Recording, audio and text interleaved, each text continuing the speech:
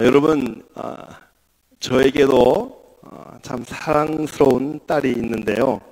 요즘에 새벽 예배를 딸과 함께 나오는 집사님 부부가 있습니다. 어느 날 아빠 되시는 집사님이 딸을 바라보는 그 모습을 본 적이 있는데요. 그 딸을 바라보는 눈빛이 참 사랑스럽고 스윗한 느낌이었습니다. 하나님께서도 하나님의 백성을 얼마나 사랑하셨는지 유다 백성을 딸, 내 백성이라고 말씀하고 있습니다.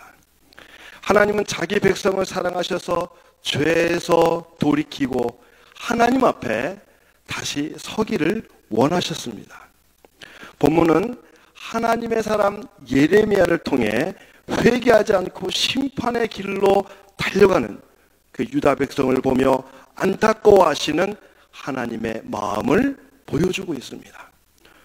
오늘 이 시간 말씀은 우리도 하나님께 속한 하나님의 백성으로서 어떻게 살아가야 할지, 또 어떤 마음으로 살아가야 할지 오늘 본문 말씀을 통해 함께 묵상해 보도록 하겠습니다. 첫 번째, 하나님께 속한 사람은 하나님의 말씀을 주야로 묵상하며 순종하는 사람입니다. 하나님께 속한 사람들 중 사무엘이 있는데요. 사무엘이 살던 시대는 말씀이 희귀한 시대였습니다. 선지자도 하나님의 말씀을 제대로 듣지 못하는 어두운 시대였습니다. 말씀의 등불이 꺼져가는 그 시대에 하나님께서는 사무엘을 부르셨습니다. 사무엘은 말씀하옵소서 주의 종이 듣겠나이다. 사무엘은 하나님의 말씀에 반응하며 살았습니다. 하나님은 말씀으로 사무엘과 교제하며 하나님의 뜻을 이루어 가셨습니다. 하나님께 속한 사람 다윗은 시편 1편에서 이렇게 고백을 합니다. 복 있는 사람은 오직 여호와의 율법을 즐거워하여 그의 율법을 주야로 묵상하는 자로다. 다윗은 얼마나 하나님과 말씀으로 교제하기를 원했고 하나님과 대화하기를 원했습니다.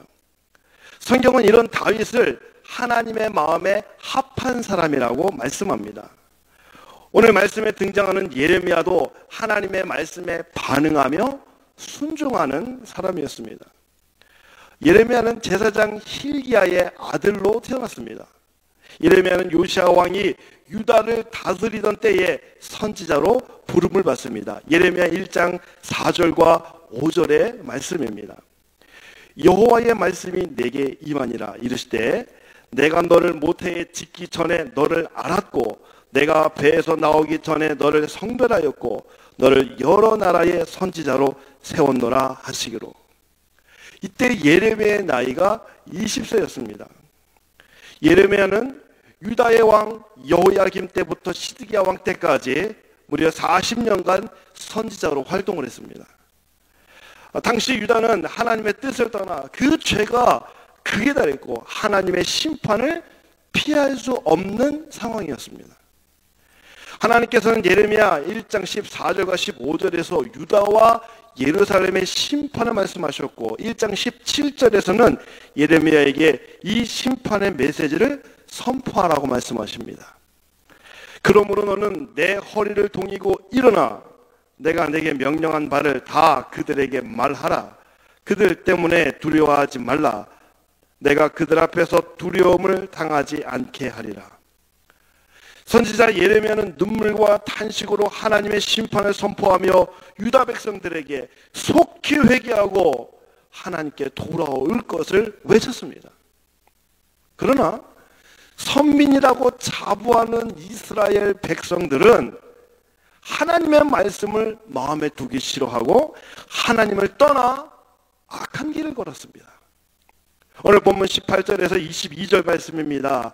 딸, 내 백성의 심히 먼 땅에서 부르짖는 소리로다. 여호와께서 시온에 계시지 아니한가? 그의 왕이 그 가운데 계시지 아니한가? 그들이 어찌하여 그 조각한 신상과 이방의 헛된 것들로 나를 경노하게 하였는고 하시니, 추수할 때가 지나고 여름이 다하였으나 우리는 구원을 얻지 못한다 하는도다. 딸 내 백성이 상하였으므로 나도 상하여 슬퍼하며 놀라움에 잡혔도다.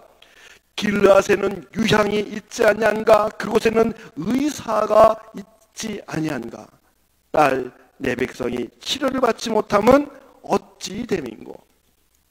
이 말씀을 살펴보면 이스라엘 백성들은 자신들이 하나님을 떠나 우상 숭배한 죄는 생각하지도 않고 하나님이 자신들과 함께하지 않는다고 불평합니다. 이스라엘 백성들은 마치 하나님이 도와주지 않아서 자신들이 고통을 당하고 있다고 도리어 하나님께 항변하고 있는 모습입니다. 유다 백성의 죄는 9장 2절에서 6절까지 계속해서 소개되고 있습니다. 내가 광야에서 나그네가 머무를 곳을 얻는다면 내 백성을 떠나가리니 그들은 다 간음하는 자요 반역한 자의 무리가 되미로다. 여호와의 말씀이니라. 그들이 활을 당김같이 그들의 혀를 돌려 거짓을 말하며 그들이 이 땅에서 강성하나 진실하지 아니하고 악에서 악으로 진행하며 또 나를 알지 못하느니라. 너희는 각기 이웃을 조심하며 어떤 형제든지 믿지 말라. 형제마다 완전히 속이며 이웃마다 다니며 비방함이라. 그들은 각기 이웃을 속이며 진실을 말하지 아니하며 그들의 혀로 거짓말하기를 가르치며 악을 행하기에 지치거늘 내가 사는 곳이 속이는 일 가운데 있도다. 그들은 속이는 일로 말미암아 나를 알기를 싫어하느니라. 여호와의 말씀이니라. 하나님은 죄에서 떠나지 않고 하나님께 돌이키지 않는 유다 백성의 모습에 탄식하십니다. 그런데 유다 백성들은 그렇게 많은 악을 행하면서도 자신들이 하나님께 속한 언약의 백성들이라고 생각했습니다. 여러분, 언약의 백성이란 무엇일까요? 창세기 12장에서 하나님께서 갈대아 우리에 살고 있는 아브라함을 불러 복의 근원이 되게 하시겠다고 약속하십니다. 내가 너로 큰 민족을 이루고 내게 복을 주어 내 이름을 창대하게 하리니 너는 복의 근원이 될지라. 너를 축복하는 자에게는 내가 복을 내리고 너를 저주하는 자에게는 내가 저주하리니 땅의 모든 족속이 너를 인하여 복을 얻을 것이니라. 하나님은 모세와도 언약을 맺으셨습니다. 출애굽기 19장 11절 12절 말씀입니다. 너희가 내 말을 잘 듣고 내 언약을 지키면 너희는 모든 민족 중에서 내 소유가 되겠고 너희가 내게 대하여 제사장 나라가 되며 거룩한 백성이 되리라. 너는 이 말을 이스라엘 자손에게 전할지니라. 여러분, 하나님께서 모세와 맺으신 언약을 자세히 살펴보면 언약의 백성으로서 우리가 행해야 할 거룩한 의무가 나와 있습니다. 너희가 내 말을 잘 듣고 내 언약을 지키면. 그러나 이스라엘 백성들은 하나님의 말씀 듣기를 거부하고 하나님의 말씀을 마음에 두기 싫어했습니다. 오로지 자신들이 하나님의 백성으로서 누리는 하나님의 축복만을 기억했습니다.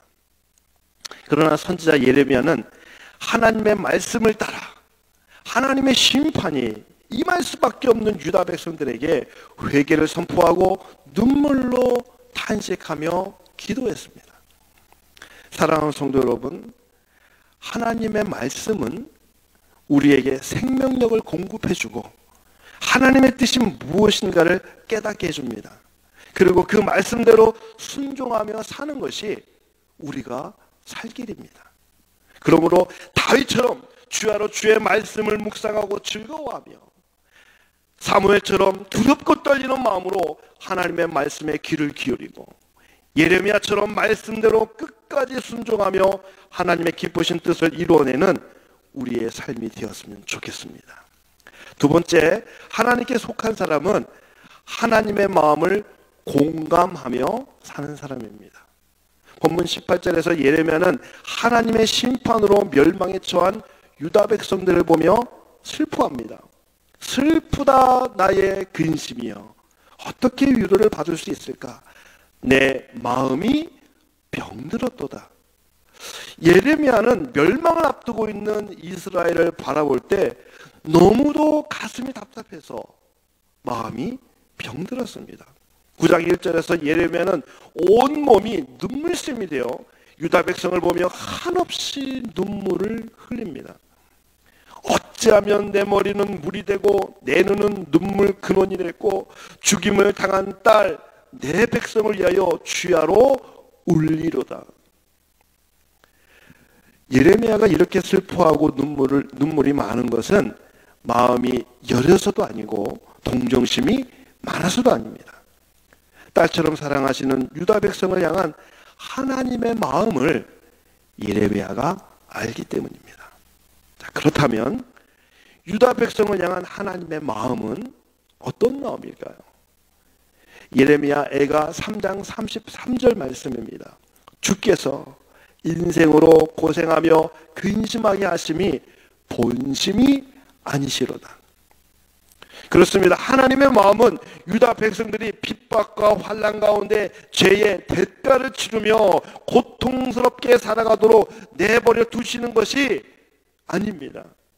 하나님의 본심은 유다가 다시 하나님 앞에 돌아와서 하나님과 교제하며 기쁨과 소망과 평안을 누리며 살아가는 것입니다.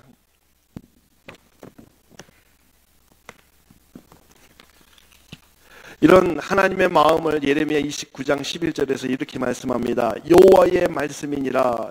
너희를 향한 나의 생각은 내가 하나니 평안이요 재앙이 아니니라. 너희에게 미래와 희망을 주는 것이니라. 여러분, 하나님은 우리의 삶이 참 평안을 누리고 진리의 기쁨 안에서 행복하기를 원하십니다. 하나님께서는 유다 백성들이 구원의 기쁨이 아닌 심판의 불구덩이로 달려가는 모습을 보시며 너무도 가슴이 아팠습니다. 예레미야는 이러한 하나님의 마음을 알고 가슴 아파하며 여호와께 돌아오기를 간절히 바라는 마음으로 회개와 심판의 메시지를 전했습니다. 그렇다면 우리가 살아가는 시대는 어떻습니까?